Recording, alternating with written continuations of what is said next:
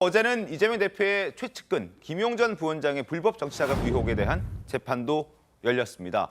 이 자리에 증인으로 출석한 유동규 전 본부장이 이재명을 위해서 스스로 쇠뇌를 시키면서 10년간 살았다 이런 고백을 하기도 했는데요. 화면 보겠습니다. 이재명을 위해 산다는 마음을 갖고 근 10년간 살았다. 제 머릿속에는 항상 그분에 대한 생각이 있었고 스스로 그렇게 자신을 쇠뇌시키면서 살았다 이렇게 얘기했습니다. 이런 유 전 본부장의 마음은 김용 정진상과 의형제를 맺으면서 정점에 달했는데 그때 목소리도 한번 들어보겠습니다. 김용한테 총무님 저 절에 나오니까 못 가겠네. 이번에 우리 그냥 한번 이재명 밀어볼까? 그랬더니 자기도 그랬으면 좋겠대. 정진상 나 김용 딱 만나서 우리 의형제 합시다. 그리고 한 분의 주군을 모십시다. 술 먹으면서 좋다. 우리 의계투합 한번 하자. 도원결의 할 때 정진상이 딱 그러더라고. 우리 나라를 먹자. 성남시장은 출발이다. 궁극적으로는 이재명을 대통령 만들자. 그런 꿈을 갖고 시작한 거예요. 자, 그러면서 유 전 본부장은 이런 생각도 했습니다. 이재명 대표가 경기도지사 때 대법원에서 당선 무효형, 그 위기의 상황에 처해 있을 때 만약에 당선 무효형이 나온다면 자신을 던지겠다. 분신까지 할 생각을 했다. 광화문에서 이런 얘기까지 할 정도였습니다. 그리고 유 전 본부장이 압수수색을 받았을 때도 그리고 구속이 됐을 때까지만 하더라도 유 전 본부장의 마음은 변하지 않았던 것 같습니다. 그 목소리까지 확인하시죠. 갑자기 바깥에 초인종이 누르는 거야 누가. 8시쯤에. 압수수색인 것 같은데 휴대폰 버려라! 그러는 거야. 그래가지고 엄격결에. 그러니까 뭐라면 나는 또 진상형 말 잘 듣거든. 진상형 라인이니까. 나도 엄격결에 그러고 던진 거야. 그것 때문에 증거인멸 우려가 있고 다음 날 검찰에 자꾸 출석하라고. 그랬더니 김용이 그러는 거야. 그러니까 넌 들어가면 끝장이야. 큰일 나. 열흘이면 끝나는데 그때 이제 경선 끝나는데 너 그럼 태백산 타라.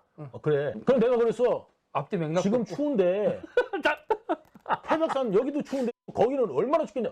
야 진상이가 너 때문에 말이야. 지금 중앙지검장하고 응? 술을 먹고 있다. 그러면서 너가 입원하면 너 안 건들겠다. 입원하면 그래서 병원 가래. 야 나가서 음식물 쓰레기통에도 먹으라. 무조건 배탈이 나래. 그래서 뭐 상한 김밥과 뭐 유통기한이 지난 요구르트 3개를 먹었는데 뭐 배탈이 나지 않았다. 뭐 이런 얘기까지는 했던 게 유 전 본부장이었는데 그런 유 전 본부장이 분신까지 생각했던 유 전 본부장의 마음이 조금씩 바뀌기 시작합니다. 몇 가지 사건 이후로 조금씩 변하기 시작하는데 일단 이재명 대표가 고 김문기 처장을 모른다고 했을 때 좀 흔들렸고 그리고 대선 국면에서 이재명 캠프에서 자신에게 가짜 변호사를 붙였을 때 더 많이 흔들렸다라고 얘기를 하고 있습니다. 신문 보겠습니다. 이재명 기사가 뜨면 위에서 보낸 변호사가 접견이 왔다라고 하는데 그 접견을 왔던 변호사가 자신을 변호하기 위해서 온 것이 아니라 자신을 통해서 무언가를 자꾸 캐내 갔다라는 얘기를 하고 있었습니다. 빨간색 밑줄 친 부분 보겠습니다.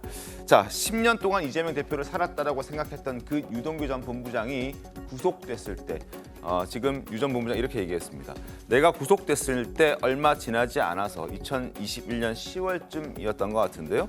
안았을 때 김모 변호사가 캠프 쪽에서 윗분이 보내서 왔다며 찾아왔다. 나중에 보니 그 김 변호사는 경기도 고문 변호사였고 또 뉴스에 이재명 대표와 대장동 관련한 기사가 나오면 김 변호사가 어김없이 접견을 와서 내가 아는 정보를 많이 물어봤다고 덧붙였다. 결국 유 전 본부장을 변호하기보다는 정보를 캐가는 역할만 했다. 그래서 상당히 찜찜했고 결국 이 변호사와의 어떤 관계는 그 이후에 단절하게 되죠. 최영우 상당한 배신감 느꼈을 것 같은데 어떻게? 그렇죠. 흔히 유동규 전 본부장이 왜 입을 열기 시작했을까? 이거를 이제 김문기 전 처장을 이재명 대표가 모른다고 했을 때다 이렇게 알려져 있었잖아요. 네. 그동안에. 근데 이거는요. 그때보다 2달 정도 앞선 시점입니다. 그러니까 제가 보건대는 이게 훨씬 더 유동규 전 본부장이 입을 여는데 저는 그 역할을 했다고 보거든요.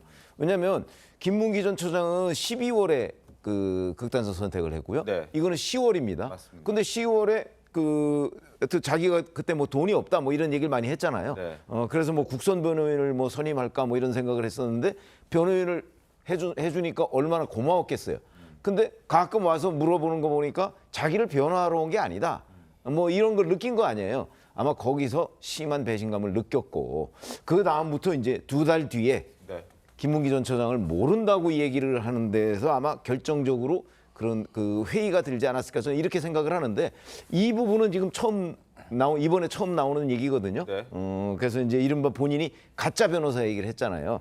그래서 제가 그냥 이렇게 추정해 보건데 네. 아마 이게 시점상으로도 앞서고 네. 그다음에 보다 더 결정적으로 유동규 전 본부장의 마음을 움직인 계기가 되지 않았을까 이렇게 평가합니다. 박원석 의원은 어떻습니까?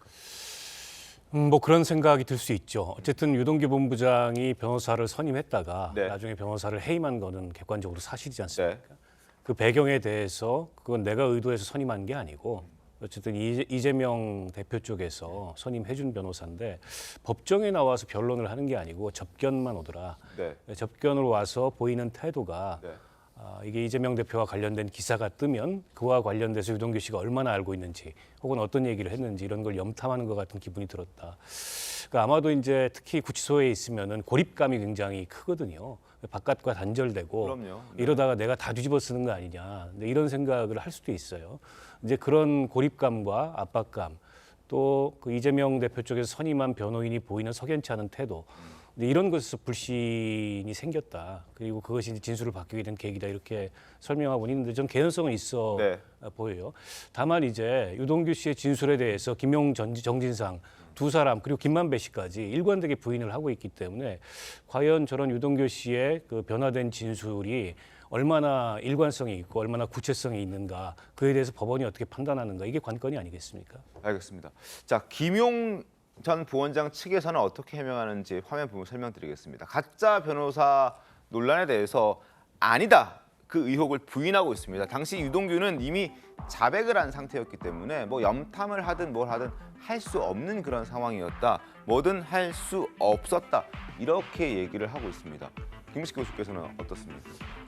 결국은 이제 저게 김용 지금 전 부원장 재판이 시작되는 상황에서 유동규 본부장의 지금 증인으로 나와 있고 또 김용 변호인 측에서 또 반대 신문을 할 거 아니겠습니까? 결국 이제 법원에서 둘 사이의 이야기를 듣고 어느 쪽에 신빙성이 있는지 판단할 거라고 봅니다. 네. 저는 국민들이나 시청자분들도 보고 판단할 거라고 생각하는데 제가 아까 뭐 지금 이재명 대표 주위에 있는 분들이 이렇게 안 좋은 상황에 놓인 것도 영화의 한 장면이라 사람들이 굉장히 불안해하는데 저는 이것도 충분히 그런 부분에 좀 그 기시감이 든다고 생각합니다. 3명의 도원결을 맺죠. 정말 이재명 당시 시장을 대통령 만들어 보자. 도원결을 맺어요. 근데 어떻게 하다 대장동 게이트가 터져가지고 다 구속이 됩니다. 구속이 됐는데 유동규 본부장 같은 경우 자신한테 누가 와서 경기도 윗선에서 보내준 변호사라고 왔는데 자기를 위해서 변호하기보다는 자기가 무엇을 알고 있는지 윗선 입장에서 도대체 자기에 대한 염탐을 하는 듯한 느낌을 받았다는 것이고 결국 그것이 나중에 뭐 기사도 나왔습니다만 김의겸 민주당 의원이 당시 중앙지검장을 상대로 검찰이 회의하지 않았느냐라고 하는데 그 전화를 했던 사람이 그 2명의 변호사였습니다. 네네. 그러니까 실제로 그 변호사가 김의겸 의원하고 통화를 했고 통화된 내용을 기초로 해서 김의겸 의원이 중앙지검장을 막 압박하던 것도 분명히 사실로 드러나 있어요. 그게 하나가 있고 또 하나는 김문기 처장 모른다고 하는 배신감은 당연히 느꼈을 것이고 제가 또 주목하는 건 뭐냐면 김문기 처장만 모른다고 한 게 아니라 네. 실제로 이재명 대표는 유동규에 대해서도 알긴 알지만 측근이 아니다. 정진상, 김용 정도는 돼야 된다. 그리고 내가 하급 간부, 중하급 간부의 부패에 대해서 참 내가 기분 나쁘다. 이런 식의 발언을 했었어요. 그러니까 그 점에서는 유동규를 꼬리자르기 하면서 이건 중하급 간부인데 부패까지 했으니까 참 내가 괴롭다 정도의 얘기 때 얼마나 기분이 나쁘겠습니까? 그래서 아마 그런 정도의 배신감이 쌓이면서 유동규 본부장은 이제 진실을 열기 시작했다고 보는데 결국 판단은 법원이 할 거라고 생각합니다. 그러나 법원에서 할 때 유동규 본부장의 진술, 그다음에 남욱 변호사의 진술, 이런 진술들의 신빙성과 정황의 어떤 구체성을 확보할 것이고 지금 입 다물고 있는 사람은 정진상, 김용이고 김만배 3명이 입 다물고 있는데 이들이 입을 다물고 있는 이유는 또 대충 짐작가는 바가 있지 않습니까? 그래서 저는 지금 이제는 진실은 법원에서 판단할 때 누구의 진술이 더 진실에 가까운지는 구체적인 증거와 자료와 정황, 그다음에 진술의 일관성 이걸 보고 판단할 거라고 봅니다. 근데 사실관계를 확인할 부분이 있어요. 네. 김용 전 부원장의 변호인이 그때는 당시에 유동규 씨가 이미 자백한 상태라고 얘기했잖아요. 만약에 유동규 씨가 얘기한 저 가짜 변호사라는 사람을 만났을 때가 그 기억이 사실이라면 그게 2021년 10월이잖아요. 네. 그때는 자백한 때가 아니에요. 자백은 작년 9월쯤부터 하기 시작했거든요. 그러니까 이미 자백한 상태니까 염탐할 필요가 없었다는 사실과 다르고 자백은 그 한참 뒤에 있었기 때문에 2021년 10월이라는 것이 사실이면 그때는 자백을 안 한 상태였기 때문에 오히려 염탐할 필요가 있었다고 보는 게 합리적인 거죠. 알겠습니다. 구정열 변호사님. 그리고 지금 이제 김용 전 부원장이 재판을 받는 이유가 불법 정치 자금을 받았다는 그 의혹 때문에 받는 거잖아요. 근데 유동규 전 본부장이 어제 법정에 출석해서 뭐 가짜 변호사 얘기를 한 게 이게 그 재판에 영향을 줍니까? 예, 다 고려가 됩니다. 왜냐면은 그렇습니까? 왜냐면 당사자들의 얘기는 진실을 얘기하는 사람은 앞뒤가 얘기를 하면 할수록 딱 맞아 떨어지거든요. 그러니까 지금 말씀하셨던 것도 법적으로 왜 가짜 변호사가 중요하냐면은 형사 사건에 있어서 가장 믿는 관계거든요. 그래서 형사 소송법상으로도 그만큼의 지위를 부여를 해줍니다. 그래서 기록 접근권이 있어요. 형사 사건의 기록이라는 게 굉장히 중요한데 변호인은 다 복사할 수 있어요. 근데 그게 가짜 변호사다? 라면은 이재명 대표를 위해서 그 기록이 유출될 수도 있겠죠. 그리고 두 번째로는 만약에 추가 조사가 있다라고 하면 입회를 할 수 있어요. 그러면은 옆에 앉아가지고 검사하고 피의자가 무슨 얘기를 하는지 옆에서 그냥 몇 시간이고 다 들을 수 있어요. 그러면은 이거야말로 염탐인데 지금 최병문 의원님 말씀하셨던 것대로 자백했을 때가 아니에요. 그때는 염탐의 필요성이 굉장히 많았고 만약에 자백으로 틀면 어떡하나라는 길목이었기 때문에 더더욱이나 관리를 할 필요가 있었다. 이렇게 붙이는 경우가 굉장히 많습니다. 그래서 이런 내용들은 스토리가 앞뒤로 다 연결되는 것이기 때문에 사실 재판하다 보면은 이게 진실을 얘기하는 사람은 돌발 질문에 대해서도 그거에 부합하는 얘기가 나와요. 그러면 듣고 있으면 소름이 돋아요. 판사님도 그런 식으로 딱 아 이게 사실이구나 느끼시거든요. 그러니까 이런 진술이 튀어나올수록 진실을 말하는 쪽은 계속 보강이 됩니다. 알겠습니다. 근데 저는 저희가 알아야 되는 거, 국민들이 네. 알아야 될 진실은 유동규 본부장의 돈이 어떻게 김용에게 갔는가잖아요. 그러니까 그와 관련된 것이 궁금한 것이지 지금 유동규 본부장의 감정 변화가 자서전 수준으로 이렇게 공유되는 것 자체를 바라는 건 아닌 것 같아요. 그럼 그것과 연결된 것을 중심으로 이야기가 돼야 되는데 지금 그것과 관련해서는 더 입증이 안 되고 있는 것 같아요. 그러니까 유동규 본부장이 돈을 받았다는 건 검찰이 입증했지 않습니까? 그런 것처럼 같은 논리로 유동규 본부장이 김용에게 돈을 줬다는 걸 입증하면 될 일인데 그것은 없고 계속 변죽만 울리는 것이죠. 그래서 이것이 과연 우리가 이제 사회가 사법에 맡긴 역할인가? 라고 봤을 때 저는 그것을 넘어서서 정치 행위를 하고 있다 이런 생각이 듭니다. 근데 그거 지금 바로잡을 게 이 진술 변화가 왜 이렇게 이루어진 것입니까라는 건 어제 재판부에서 물어본 거예요. 그러니까 지금 정치 영역에서 이걸 가지고 옥신각신하는 게 아니라 재판부 자체에서도 증언의 증거 능력과 신빙성을 위해서 확인을 했던 것이고 왜 물어보냐면은 앞에 하고 뒤에 하고 변화에 대해서 납득할 만한 이유가 있고 이거에 대해서 뭐 불법적인 무슨 딜이나 형량 거래나 이런 게 없다는 게 확인되고 나면 바뀐 거 위주로 증거가 쭉 부합하는지를 보겠다라고 재판부에서 물어본 것이기 때문에 이거는 정치적 공방의 영역은 아닙니다. 제가 이야기 드렸던 부분은 예를 들면 유동규 본부장이 말했던 뭐 이재명을 위해 살았다 혹은 아니면 분신까지 하려고 했다 이런 내용들을 지금 우리가 여기서 공유했지 않습니까? 그런 것들 이야기하면서 마치 혐의가 있는 것처럼 이야기하는 것 자체에 대한 어떤 비판 지점을 말씀드렸습니다. 알겠습니다. 돈의 흐름과 관련해서 어제 유 전 본부장은 이야기를 했습니다. 어떤 얘기인지 보겠습니다. 굉장히 구체적으로 얘기를 했는데요. 김용에게 준 3억 원 굉장히 무거웠다. 그래서 쇼핑백이 벌어져서 스카치 테이프를 붙였다. 디테일합니다. 2021년 6월 초순쯤에 남욱 변호사에게 5억 원을 받아서 이 중 3억 원을 수원 광교에 있는 자신의 집 근처에서 김용에게 줬다고 밝혔습니다. 근데 3억 원이 현찰 3억 원이 꽤나 부피도 크고 무거워서 옮기기가 힘들어서 마침 또 자신의 집 주변에는 저녁에 차들도 굉장히 적었다고 해서 오라 그랬답니다. 그런데 돈을 포장하는 과정에서 쇼핑백 2개 겹쳐서 넣다 보니까 윗부분이 벌어질 정도로 부피가 컸다. 그래서 스카치 테이프로 막았다. 이걸 뭐 공개된 상태에서 주고받을 수는 없는 것이었을 테니까 스카치 테이프로 벌어진 그 윗부분을 닫았다. 그리고 그 이후에 김 씨는 이렇게 얘기하죠. 돈을 요구한 적도 받은 적도 없다는 입장이다. 그러나 유동규 전 본부장은 굉장히 구체적으로 얘기를 합니다. 어떻습니까? 저는 저런 부분들이 아까 제가 말씀드린 결국 재판장이 봤을 때 진술의 신빙성과 구체성, 일관성들을 이제 그 판단하는 기준이 될 거라고 봐요. 너무나 상세하게 묘사가 이루지 않습니까? 네. 그리고 예전 같은 경우 이제 정치인들의 뇌물 사건이나 정치자금법 위반할 때 저런 진술, 특히 이제 돈을 제공했다고 하는 측의 진술이 나오면 그 진술의 신빙성을 위해서 현장 검증까지 합니다. 실제로 그 진술에 맞춰서 쇼핑백도 준비를 하고 3억에 실제로 지폐를 넣어보죠. 넣어보고 실제로 벌어질 수 있는지를 따져보는 경우도 있어요. 그래서 그런 중에서 또 하나의 어떤 조각이 깨지면은 이게 이제 거짓 진술이 되지만 그게 일관되게 맞다고 하면 돈을 제공했다는 사람의 말이 신빙성이 있는 것으로 되는 거거든요. 저는 그래서 저런 부분에 대해서는 아마 시청자분들 생각하시겠지만 5만 원권 지폐로 3억을 넣으면 사실 저렇게 될 수 있는 상황이 충분히 된다고 생각을 합니다. 저는 뭐 그 돈을 본 적이 없으니까 모르겠습니다만은 그렇기 때문에 저는 저렇게 유동규 씨가 김용 부원장한테 줬다고 하는 내용에 대해서 네. 진술 말고 뭐가 있느냐. 그리고 진술이 검찰의 해유 압박에서 바뀐 게 아니냐. 이게 지금 이재명 대표 측의 주장입니다만 네.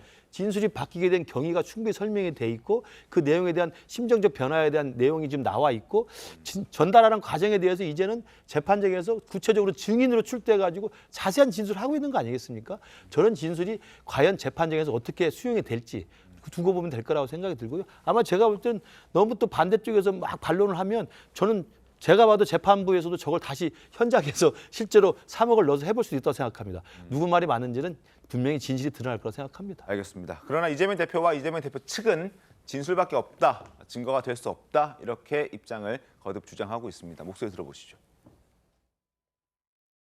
대선 자금 운운하는데 불법 자금은 이론 본 일도 쓴 일도 없습니다.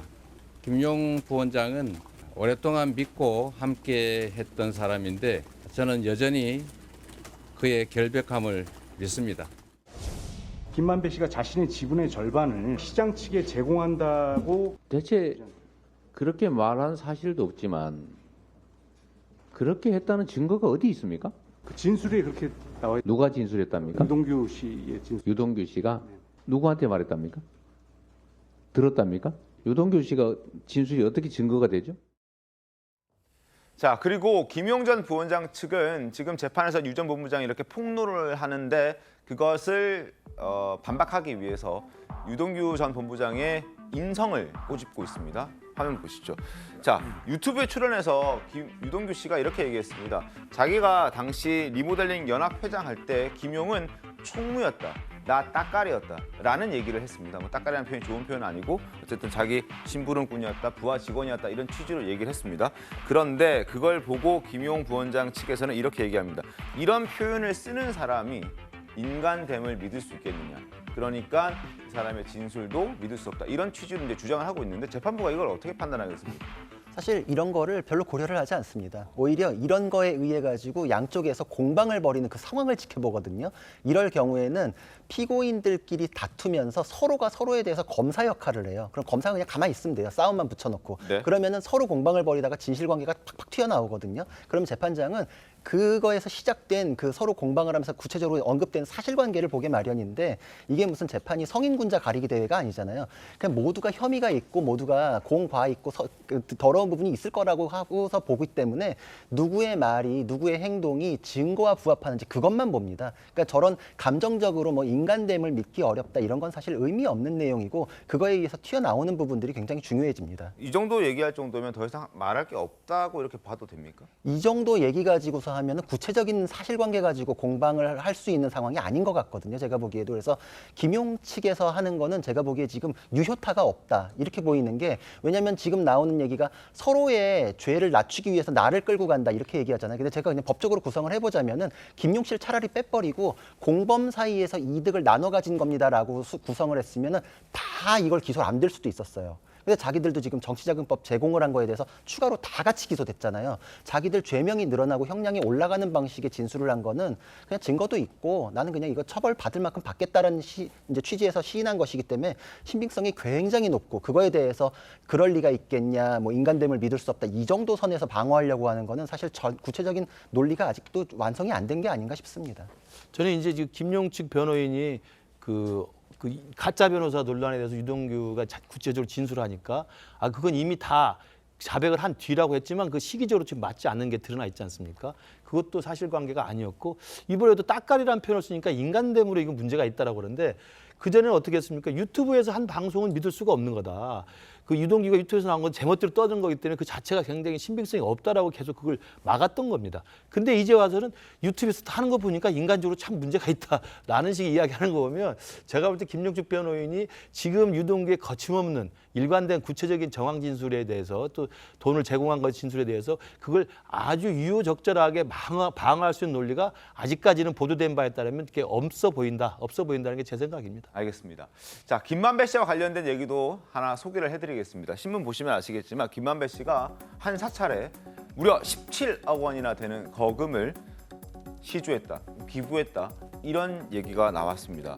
2019년 4월부터 2021년 9월까지 여주에 있는 한 사찰에 16억 6,500만 원을 지급한 것으로 지금 파악이 됐는데 이 돈을 왜 지급했을까? 혹시 이재명 대표의 재선을 위해서 뭔가 돈 세탁을 하기 위한 그런 목적이 아니었을까 하고 검찰은 의심하고 있습니다. 아무리 좋은 뜻으로 기부를 한다 하더라도 17억 원이나 되는 거금을 기부하는 게 정상적인가 하는 의심을 검찰은 하고 있는 건데 정영학 씨의 녹취록에도 이 사찰의 기부와 관련된 내용이 있었습니다. 어떻게 담겨 있는지 보겠습니다. 김 씨가 2020년 7월 6일 정영학 회계사에게 스님한테 내가 그랬다. 화천 대유값도 그리고 통장에 있는 것도 그리고 이 사찰에 있는 것도 다 내 것이라고 말을 했다라는 겁니다. 검사가 해당 발언의 취지를 캐묻자 김 씨는 당시 호기로 꽤 그냥 있어 보이려 했다.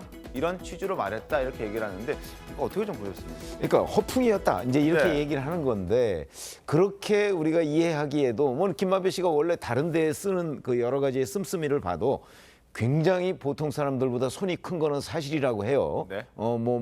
심지어는 용돈을 주더라도 1,000만 원 단위로 주고 이런다는 얘기들이 있거든요. 네. 그런데 그렇게 하더라도 사찰에 17억을 물론 여러 해에 걸친 거지만 17억 원이나 기부했다는 거는 의심받을 만하죠. 더군다나 본인이 거기 있는 것도 내 거다. 아니 사찰에 기부하면 사찰 거지. 그게 아무리 허언을 해도 저 정도까지일까 이제 의문이 드는 게 상식이라고 봐요. 그런 점에서 본다면 김만배 씨가 여기저기 숨겨놓은 돈이 많잖아요. 네. 오피스텔 이런데 아니면 부동산 같은데 이런데 그런 거와 그 어떤 일맥상통하는 걸로 사찰에도 혹시 그 17억 원 중에 상당액을 숨겨놓은 것 아닌가. 그러니까 그 정영 녹취록에 보면 거기 있는 것도 내 거다 이런 얘기가 부지불식간에 튀어나온 것 아닌가 이런 생각이 들어서 네. 검찰이 저런 부분도 한번 들여다볼 필요는 충분히 있겠다 이런 생각이 듭니다. 알겠습니다. 그래서 검찰도 혹시 은닉재산 아닌가 하는 의심을 갖고 또 다른 용도로 쓰인 것 아닌가 의심을 품고 일단 들여다보고 있는 것 같습니다. 수사 상황 좀 지켜보겠습니다.